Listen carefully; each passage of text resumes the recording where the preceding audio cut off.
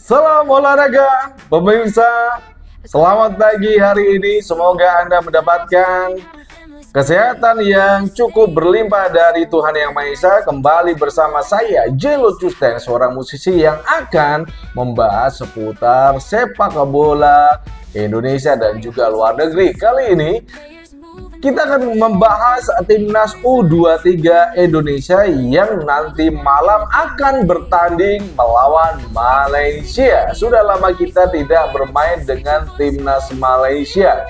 Tentu saja di laga yang pertama kita sudah memenangkan laga dengan cukup telak bermain melawan Brunei Darussalam.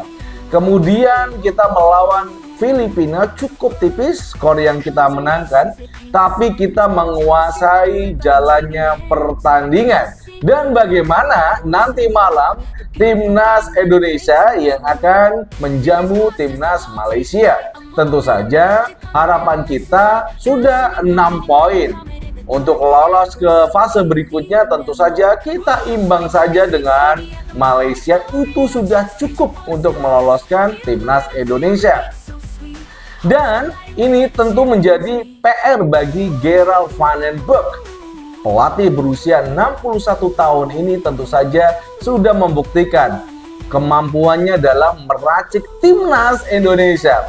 Tidak ada pemain abroad ataupun pemain naturalisasi yang dominan seperti pada era timnas. Tetapi kita melihat ada Jean Ravens yang saat ini bermain untuk Bali United. Tentu saja ini akan membuat kita bagaimana melihat pertandingan versus Filipina.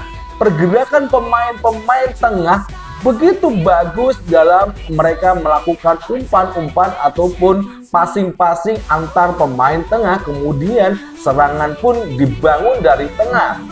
Kita tidak bisa melihat bagaimana kemampuan Jean Ravens pada babak pertama karena Jean Ravens itu dimainkan pada babak kedua.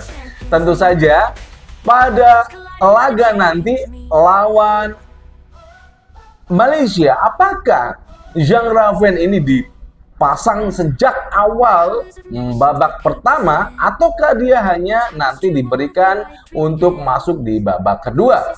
Melihat dari permainan yang dikembangkan oleh Gerald van den Berg ini, saya melihatnya pemain yang ditampilkan pada era melawan Brunei Darussalam kemudian melawan Filipina cukup berbeda. Cukup berbeda sekali. Hanya ada pemain Doni Tri Pamungkas yang tidak pernah tergantikan sejak Gerald van den Berg melatih timnas U23. Tetapi di tengah kita melihat ada pemain-pemain yang cukup bagus untuk membuat sebuah serangan, skema serangan. Ya, kita bisa melihatnya adalah Arhan Fikri. Ini pemain yang cukup bagus saya pikir. Sebelumnya saya tidak melihatnya bermain seperti pada era Gerald van den Berg. Dia cukup cepat dalam menguasai bola, kemudian mengirimkan umpan-umpan pendek kepada rekan-rekannya di tengah, ataupun kemudian dia mencoba membuat sebuah skema serangan yang cukup manis dari tengah.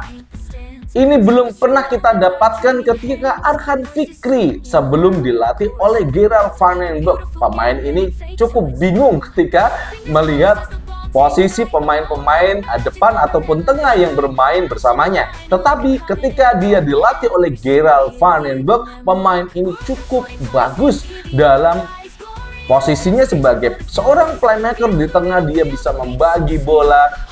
Tentu saja dengan permainan cukup meningkat ini, saya sarankan untuk Patrick Kluivert untuk memanggil Arhan Fikri ini ke dalam timnas senior, karena kita tidak boleh hanya mengandalkan Tom Hae, tetapi ada seorang Arhan Fikri yang tentu saja dia akan menjadi playmaker untuk timnas senior.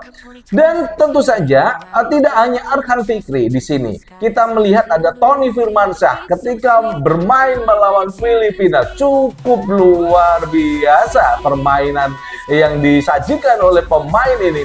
Tony Firmansyah ini adalah pemain yang bermain untuk Persebaya Surabaya. Tentu saja Ini adalah kebanggaan bagi tim dari sekelas Persebaya.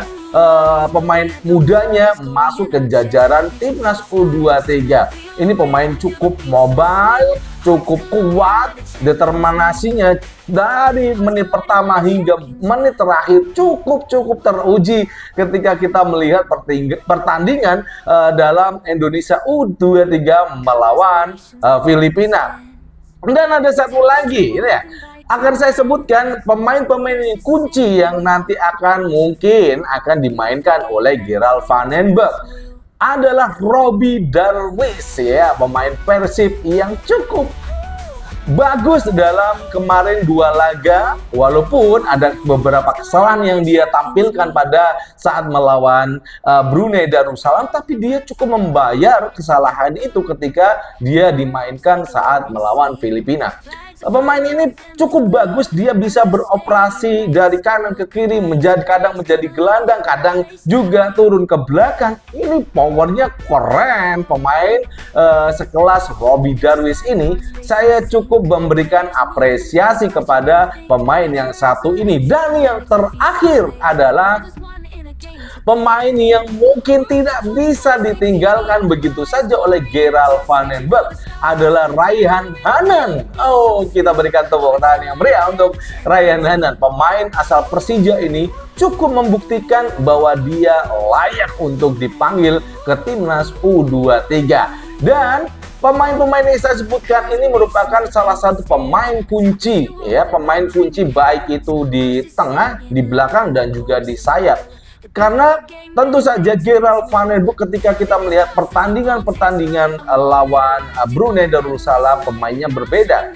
Kemudian kita melihat pertandingan, juga melihat dari aspek susunan skema yang ditampilkan saat melawan Filipina itu juga berbeda. Ini membuktikan Gerald Van den Berg ini begitu solid dalam dia menyusun skema pemain yang akan ditampilkan. Tapi kita tidak tahu siapa-siapa saja nanti yang akan bermain. Tentu saja kita harapkan pemain-pemain yang akan ditampilkan bisa untuk memenangkan pertandingan dalam melawan Malaysia nanti malam.